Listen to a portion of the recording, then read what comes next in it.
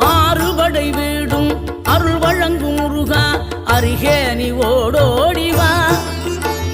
மூவிரண்டு முகம் சொலிக்க ஆறிரண்டு கரங்களுடன் ஆதரவு தர ஓடிவா. ஆறுபடை வீடும் அருள் வழங்கும் முருகா அருகே நீ ஓடோடிவா.